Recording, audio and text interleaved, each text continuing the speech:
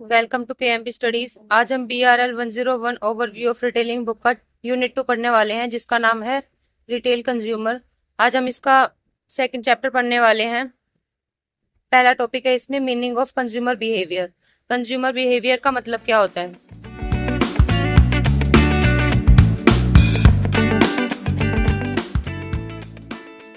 Consumer behavior is the study of how individuals choose, purchase, use, and dispose of goods, services, and ideas to satisfy their needs and wants. Consumer behaviour का मतलब होता है कि वो एक study है जिससे कोई भी इंडिविजुअल, हमें पता चलता है इस स्टडी से कि कोई भी इंडिविजुअल जो है वो कैसे जो है वो चूज करता है, परचेज करता है, यूज करता है, डिस्पोज करता है गुड्स और सर्विसेज को, और क्या क्या उनके आइडियाज रहते हैं प्रोडक्ट्स और सर्विसेज को लेकर, जिससे उनकी जो नीड्स और वांट्स है वो सेटिस्फाई हो सके। इसमें मेनली ये है कि कंज्यूमर बिहेवियर होता क्या है। कंज्यूमर बिहेवियर एक स्टडी होती है जिसमें जो मार्केटर्स है वो ये देखते हैं कि जो कस्टमर्स हैं, जो कंज्यूमर्स हैं, उनको क्या पसंद आ रहा है, कैसे प्रोडक्ट्स पसंद आ रहे हैं, कैसे सर्विसेज पसंद आ रही है। ठीक है, तो इसमें है this knowledge helps the marketers to identify the products and services that meet consumers needs and the market. इसमें है कि कंज्यूमर बिहेवियर जो है वो बहुत ज्यादा इंपॉर्टेंट है, बहुत ज्यादा हेल्पफुल है मार्केटर्स के लिए। इससे क्या होता है कि वो अपने प्रोडक्ट्स और सर्विसेज जो हैं वो कंज्यूमर के बिहाफ पे जो है वो बना सकते हैं। कंज्यूमर की कैसी नीड्स और वांट्स है उस प्रोडक्ट्स पे, तो वो उसको जो कंज्यूमर बिहेवियर है उसको पता लगाकर अपने उनके बिहाफ पे जो प्रोडक्ट्स और सर्विसेज है उनको बना सकते हैं। इसके बाद है needs for understanding consumer behaviour, कि जो कंज्यूमर बिहेवियर है उनको अंडरस्टैंडिंग करने की क्या जरूरत है। Understanding consumer behavior is important for business because it helps them to make better decision about their products and services. जो कंज्यूमर बिहेवियर है उसको अंडरस्टैंड करना बहुत ज्यादा इंपॉर्टेंट रहता है बिजनेस में। इसकी वजह से जो है जो बिजनेसमैन है वो बेटर डिसीजन ले सकता है अपने प्रोडक्ट्स और सर्विसेज पर। इसमें पहला है better products. By understanding what consumers needs and wants, companies can make products that people will like and buy. Better products, अब ये है कि कंज्यूमर बिहेवियर अंडरस्टैंड करना क्यों जरूरी है, ताकि जो भी बिजनेसमैन है वो अपने प्रोडक्ट्स बेटर जो है वो बना सके। इसकी वजह से क्या होता है, जो भी कंज्यूमर के नीड्स और वांट्स है उनको पता लगाकर कंपनी जो है उनके हिसाब से जो है प्रोडक्ट्स और सर्विसेज जो है वो बना सकती हैं। Feedback from consumers help companies make their products better. फिर है कि जो भी बिजनेसमैन है वो फीडबैक के द्वारा कंज्यूमर की जो है नॉलेज जो है वो पता लगा सकता है कि उसको क्या जरूरत है, और उनके हिसाब से जो उनके अपने प्रोडक्ट है उनको ढंग से जो है बना सकता है। फिर है पर्सनलाइज्ड एक्सपीरियंस। कंज्यूमर के बिहेवियर को अंडरस्टैंड करने के बाद जो भी बिजनेसमैन है वो पर्सनलाइज सर्विसेज और रिकमेंडेशन दे सकता है कंज्यूमर्स को उनके नीड्स और वांट्स के ऊपर। तो इसमें है कि business can offer personalise services and recommendation based on what consumer likes. Business जो है वो पर्सनलाइज सर्विस और रिकमेंडेशन जो है कंज्यूमर के मतलब जो वो पसंद करता है उसके बेस्ड पर जो है उनको प्रोडक्ट्स दे सकते हैं। Personalised experiences make customers feel valued leading to repeat business. इससे क्या होता है कि पर्सनलाइज एक्सपीरियंस देने के बाद कस्टमर जो है वो बहुत ज्यादा वैल्यू की अपने आप को वैल्यूड फील करता है, जिससे जो है रिपीट बिजनेस वो कर सकता है। तो ये जो है बहुत ज्यादा इंपॉर्टेंट होता है बिजनेस के लिए। फिर है स्मार्ट प्राइसिंग। इसमें है कि कंज्यूमर बिहेवियर अंडरस्टैंड करने के बाद जो भी बिजनेसमैन है वो ये पता लगा सकता है कि कोई भी कंज्यूमर जो है वो क्या पे करना चाहता है किसी भी प्रोडक्ट और सर्विसेज के लिए। ठीक है, understanding how much consumer are willing to pay helps set prices that are fair and attractive. Understand करना कि कंज्यूमर जो है वो क्या पे करना चाहता है वो बहुत ज्यादा इंपॉर्टेंट होता है। फेयर और अट्रैक्टिव मतलब कि उनको क्या अच्छा लगता है और क्या अट्रैक्टिव लगता है, अट्रैक्टिव करता है उनको। तो इससे क्या है, जो भी बिजनेसमैन है वो ये पता लगा सकता है कि उनको क्या प्राइसिंग जो है वो अपने प्रोडक्ट और सर्विसेज की रखनी है।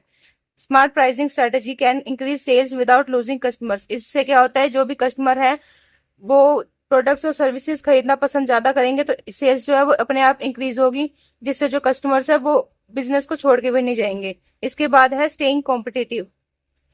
अगर कोई भी बिजनेस कंज्यूमर बिहेवियर को अच्छे से समझ लेता है तो वो कंपटीशन में खड़ा रह सकता है मार्केट में।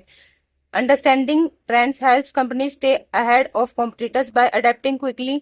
यह है कि अगर वो ये जान ले कि कॉम्पिटिटर्स मतलब कि उनके कॉम्पिटिटर्स में क्या क्या प्रोडक्ट्स और सर्विसेज चल रहे हैं और कैसी कैसी जो डिमांड है वो चल रही है ट्रेंड में, तो अपने वो प्रोडक्ट्स और सर्विसेज पे को वो अडेप्ट कर सकता है जल्दी से। Knowing what consumers value help create unique product that stand out in the market.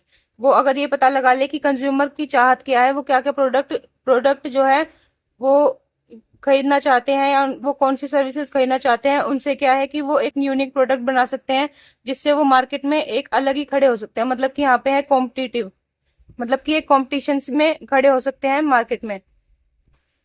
इसके बाद है टारगेटेड मार्केटिंग। इसका मतलब है कि अगर जो भी बिजनेसमैन है वो ये जान ले कि कंज्यूमर को क्या क्या प्रोडक्ट्स और सर्विसेज पसंद है या वो क्या क्या खरीदना चाहते हैं, तो वो उनको एडवर्टाइजमेंट या फिर अलग अलग जो भी प्रमोशनल स्ट्रेटेजीज है उनकी वजह से जो है कस्टमर्स को अट्रैक्ट कर सकते हैं। Companies can focus their advertising on people who are most likely to be interested in their products. जो भी कंपनी है वो एडवर्टाइजमेंट के द्वारा कस्टमर्स को अट्रैक्ट करती है ताकि वो उनके प्रोडक्ट्स और सर्विसेज में इंटरेस्टेड हो।